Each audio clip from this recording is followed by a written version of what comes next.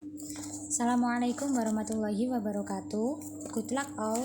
Kali ini kita akan mempelajari mengenai dinamika rotasi dan kesetimbangan benda tegar. Untuk standar kompetensinya, yaitu menerapkan konsep dan prinsip mekanik klasik sistem kontinu dalam menyelesaikan masalah. Untuk kompetensi dasar, yaitu merumuskan hubungan antara konsep torsi, momentum sudut, dan momen inersia berdasarkan hukum 2 Newton serta penerapannya dalam masalah benda tegar. Yang pertama adalah momen gaya atau torsi. Momen gaya atau rotasi sering pula disebut dengan torka atau dinotasikan dengan tau, memiliki satuan Newton meter. Pada pelajaran gerak lurus, kamu telah mempelajari bahwa penyebab terjadinya gerak adalah gaya. Demikian halnya pada gerak rotasi, penyebab berputarnya suatu benda dinamakan momen gaya atau torsi. Untuk mendefinisikan momen gaya, kita perhatikan di sini.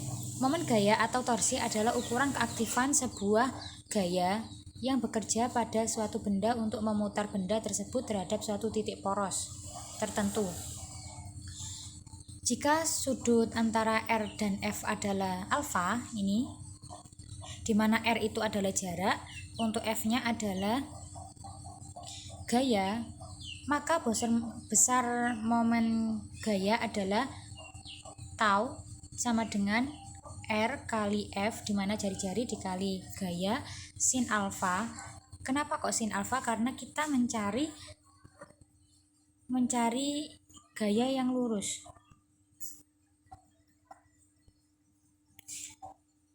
Nah, atau tau sama dengan R sin alfa F. Karena diketahui ada alfa, jadi kita sertakan sin alfa. R sin alfa sama dengan D, di mana disebut lengan momen.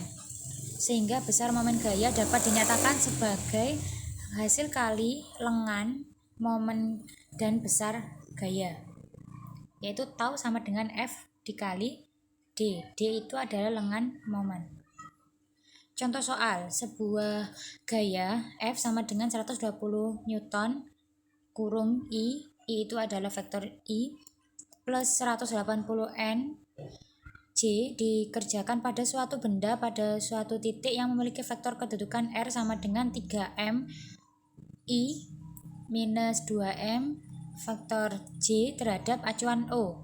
Hitunglah momen yang dikerjakan gaya ini terhadap titik O. Momen adalah hasil kali vektor antara vektor titik tangkap gaya R dan vektor gaya F. Jadi sesuai rumus tadi, yaitu tau sama dengan R kali F. R kali F. Untuk vektor yang hanya dinyatakan dalam I dan J, tau lebih cepat ditentukan dengan aturan I kali J sama dengan K dan J kali I sama dengan minus K. Jadi tau sama dengan R kali F. R-nya di sini adalah 3I minus J dikali 120I plus 180J. Kita kalikan distribusi ya. 3I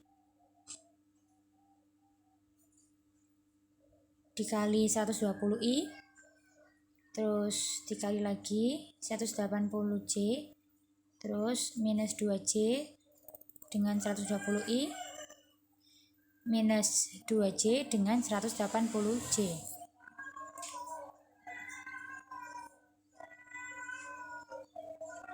Langsung ketemu hasilnya 540 K, di mana K ini adalah I kali J.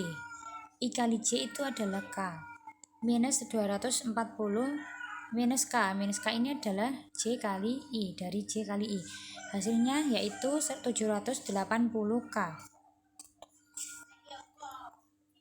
Selanjutnya adalah momen gaya total pada suatu benda yang disebabkan oleh dua buah gaya atau lebih yang bekerja terhadap suatu poros. Itu memiliki rumus. Kalau gaya total itu berarti semuanya jumlah dari tau tersebut. Sigma tau sama dengan tau 1 ditambah tau 2 tambah tau 3 dan seterusnya. Ini catatan, silakan dibaca. Untuk selanjutnya yaitu contoh Soal. Batang AB yang panjangnya 2 meter dipengaruhi 3 gaya seperti pada gambar. Tentukan torsi batang tersebut di titik O. Ini menentukan gaya total dari torsi batang. Langsung kita masukkan sigma tau sama dengan minus tau yang pertama plus tau kedua plus tau ketiga, di mana tau ini memiliki rumus tadi. Tau adalah R dikali F sin alfa. Tau yang pertama yaitu pada sudut 30.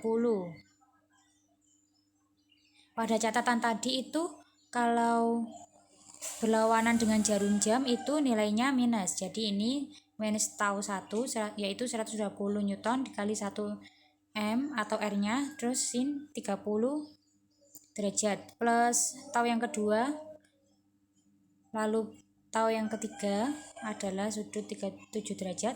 Hasilnya yaitu minus 60 ditambah 50 ditambah 90,3. Ini sudah ya. Silakan dicari untuk hasilnya. Selanjutnya untuk karena torsi analog dengan gaya F dan percepatan sudut analog dengan percepatan linier, apakah torsi berkaitan dengan percepatan sudut dari gerak rotasi? Nah, apakah berkaitan? Ini langsung saja kita masukkan rumusnya, yaitu F sama dengan M kali A. Karena alfa sama dengan R kali alfa, maka F sama dengan M kali R. Oh maaf, ini kan F ini gaya hukum Newton yang kedua ya. F sama dengan M kali A.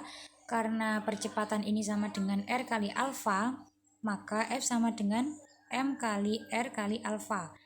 R kali alfa ini penggantinya dari percepatan. Terus dengan mengalihkan kedua ruas, maka dihasilkan R kali F sama dengan MR kuadrat kali alfa. Karena R kali F adalah torsi dan MR kuadrat adalah momen inersia, jadi tau sama dengan I kali alfa atau sama dengan I percepatan per R. Nah, selanjutnya yaitu momen inersia. Momen inersia ini merupakan besaran yang menyatakan ukuran kelembaban benda yang mengalami gerak rotasi. Momen inersia I dari sebuah partikel bermasa M dan berjarak R dari poros putar dinyatakan I sama dengan M kali R kuadrat. Momen inersia dari beberapa partikel atau titik massa terhadap suatu poros diperoleh dengan menjumlahkan secara aljabar biasa tiap-tiap momen inersia, yaitu I sama dengan sigma I sampai hingga MI RI kuadrat. Contoh momen inersia dari 3 buah partikel terhadap suatu poros adalah I sama dengan sigma I sama dengan 1 M kali I RI kuadrat sama dengan M1 R1 kuadrat M2 R2 kuadrat plus M3 R3 kuadrat. Contoh soal saja ya. 3 buah benda masing-masing bermassa 0,6 kg diikatkan pada batang yang masanya dapat diabaikan seperti pada gambar. Tentukan momen inersia sistem terhadap poros rotasi melalui ujung batang. Diketahui rumusnya tadi I sama dengan sigma I sama dengan 1 sampai 3 MI RI kuadrat sama dengan MI RI kuadrat plus M2 R2 kuadrat plus M3 R3 kuadrat. Kenapa kok sampai 3? Karena di sini terdapat 3 buah benda. Dari soal dikatakan bahwa masanya sama-sama 0,6 kg. Dan massa ini dapat diabaikan karena sama. Langsung kita ke kita keluarkan dulu masanya, dikali MR dikali R1 kuadrat plus R2 kuadrat plus R3 kuadrat sama dengan 1,65 kali 10 pangkat minus 1 kg meter persegi.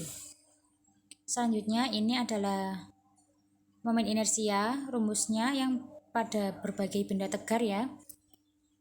Di tabel ini silakan diamati. Selanjutnya adalah contoh. Roda tipis berjari-jari 30 cm dan massa 1 kg menggelinding bersama bola pejal berjari-jari 8 cm dan bermassa 1,5 kg. Tentukan perbandingan momen inersia bola dan roda. M roda yaitu 1 kg, M bolanya 1,5 kg. Diketahui R rodanya 30 cm, kita jadikan meter 0,3, lalu R bolanya 8 cm, kita jadikan meter yaitu 0,08. Selanjutnya kita menuju ke rumusnya. I roda sama dengan M kali R kuadrat sama dengan 1 kg kali 0,3 meter persegi, hasilnya 0,09 kg meter persegi. Selanjutnya untuk bola sama rumusnya dan hasilnya adalah 0,0096 kg meter persegi. Tahap selanjutnya yaitu I roda kita bagi dengan I bola supaya kita mendapatkan hasilnya, yaitu 0,09 dibagi 0,0096 sama dengan 3 dibagi 0,32. Baik, sekian video pembelajaran, semoga bermanfaat. Untuk pembahasan selanjutnya akan saya bahas di video yang kedua, yaitu momen kopel dan momentum sudut. Terima kasih. Wassalamualaikum warahmatullahi wabarakatuh.